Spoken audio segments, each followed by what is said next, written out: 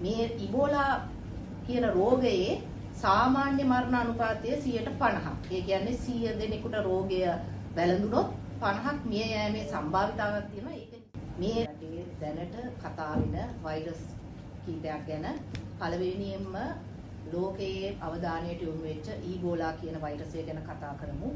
ඊබෝලා කියන්නේ RNA වෛරසයක්. මේක ඉතාමත් දුර්ලභයි. ඒ කියන්නේ කාලෙන් කාලෙට ලෝකේ වසංගත ආකාරයෙන් එක්තරා ප්‍රදේශවල පැතිරෙන වෛරසයක්. මේ ඉබෝලා වෛරසයේ ප්‍රභේදයක් වන බුන්ඩිබුග්ගෝ වෛරස් ගණය තමයි මෙදාසරේ මේ වසංගතයට හේතු වෙලා තියෙන්නේ. මේ ඉබෝලා කියන රෝගයේ සාමාන්‍ය මරණ අනුපාතය 50%. ඒ කියන්නේ 100 දෙනෙකුට රෝගය වැළඳුනොත් 50ක් මිය යෑමේ සම්භාවිතාවක් තියෙනවා. ඒක නිසා තමයි මේ රෝගය ගැන විශේෂයෙන්ම ලෝක සෞඛ්‍ය සංවිධානය ඇතුළු වෛද්‍ය කණ්ඩායම් විතාමත්ම විමසුලියෙන් ක්‍රියාත්මක වෙන්නේ. මේ රෝගය ඇත්තටම මිනිසාට සහ මානව නොවන ප්‍රයිමේට් ඒ කියන්නේ ගෝරිල්ලන්, චිම්පන්සීන්, වඳුරන් වැනි සතුන්ට බලපාන රෝගයක්. එතකොට මේ රෝගය ඇත්තටම බෝ වෙන විදිහ ඉතාමත්ම වැදගත්. අපි දැනගන්න ඕනේ මොකද මේ බෝ වෙන විදිහ අපි දැනගත්තොත් මේ රෝගය ගැන විශේෂයෙන්ම බය වීමට කාරණයක් නැහැ. එතකොට මේ බෝ වෙන්නේ රුධිර හෝ ශ්‍රාව, රුධිරාශ්‍රිත ශ්‍රාවවල් මිනිස් ශරීරයේ හෝ වෙනත් ප්‍රයිමේට් වර්ගයේ හෝ වවුල් වගේ ඒ රටවල් වල ඉන්න සතුන්ගේ ශ්‍රාව වලින් මෙම රෝගය බෝ වීමට ඉඩකඩ තියෙනවා. මේ රෝගය බෝ වෙන්නේ කියන්නේ ඍජුව ස්පර්ශයක් හෝ එම රෝග වෛරස් කාරකය අපේ ශරීරයට ඇතුල් වීමෙන්. මෙය ආසාදනයක් හැටියට අපි සඳහන් කරන්නේ ස්පර්ශය ආශ්‍රිත ආසාදනයක් හැටියට මෙය ශ්වසන රෝග පද්ධතිය ආශ්‍රිත ආසාදනයක් නොවේ. අපි මේ ගැන පොඩි හැඳින්වීමක් කරොත් මේ ඉබෝලා වෛරසය අපිට ටිකක් අලුත් උනත් මේක 1976 කොංගෝ රජයේ මුලින්ම හඳුනාගත්තේ සහ සූඩානයේ ඒකම පොඩි වසංගත තත්ත්වයක් ඒ රටවල් වල ඇති වුණා. මේ වත්මන් වසංගතය ආරම්භ වෙලා තියෙන්නේ 2026 මැයි මාසේ වෙද්දී. එතකොට මැයි මාසේ 16 වෙනිදා ලෝක සෞඛ්‍ය සංවිධානය නොහොත් WHO මෙය මහජන සෞඛ්‍ය හදිසි අවස්ථාවක් අපි public health of importance කියලා ප්‍රකාශයට පත් කරා. ඒ කියන්නේ මේකට හේතුව වෙන්නේ මේ රෝගය පැතිරෙන්න පුළුවන් පුද්ගලයන්ගෙන් පුද්ගලයෙකුට ඒ හින්දා ඒ පැතිරීම අවම කිරීමට ලෝකයට පණිවිඩයක් දීමට.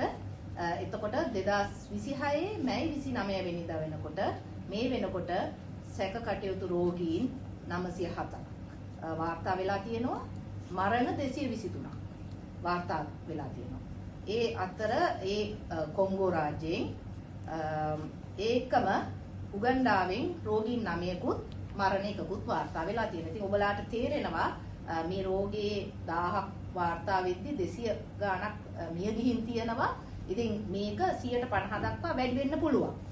ඉතින් බෝවීමත් මේ ප්‍රදේශවල වැඩි වෙලා තියෙනවා. මොකද ඒ රටවල් වල තියෙන ප්‍රශ්නය ඒ කියන්නේ ඒ හුඟක් වෙලාවට ඒ වනගත ඒකම ඒ සතුන් ඒ දඩයන් ආශ්‍රිතව ඒ වගේ තත්ත්ව තියෙනවා. ඉතින් ඒකින්ද බෝවීම වැඩි වෙලා තියෙනවා. මේ සත්වයාගෙන් මිනිස්යාට ආවට පස්සේ මේක රෝගියෙක්ට මේ රෝගය වැළඳුනාට පස්සේ ඒ රෝගියාගේ ආශ්‍රිතයින්ට වැළඳීමේ අවදානම තමයි හුඟක්ම තියෙන්නේ. ඉතින් මෙතනදී තමන්ගේ පවුලේ අය ඒකම සෞඛ්‍ය සේවා සපයන කණ්ඩායම් වැදගත් වෙනවා. ඉතින් ඒකින්ද මේ රෝගයෙන් ප්‍රවේශම් වීමට වෙනම මාර්ගෝපදේශන මාලාවක් ලෝක සෞඛ්‍ය සංවිධානය විසින් හඳුන්වලා දීලා තියෙනවා.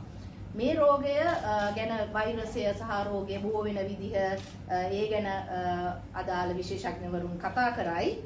හැබැයි අපිට කියන්න තියෙන්නේ ලෝකයේ පෙර සූදානම සඳහා නිකුත් කරලා තියෙන මාර්ගෝපදේශන අනුව ශ්‍රී ලංකාව මේ වෙනකොට මේ ලෝක සෞඛ්‍ය සංවිධානයේ විසින් මේ පිළිබඳව දැනුවත් කිරීමත් එක්කම අපේ සෞඛ්‍ය අමාත්‍යාංශය අපේ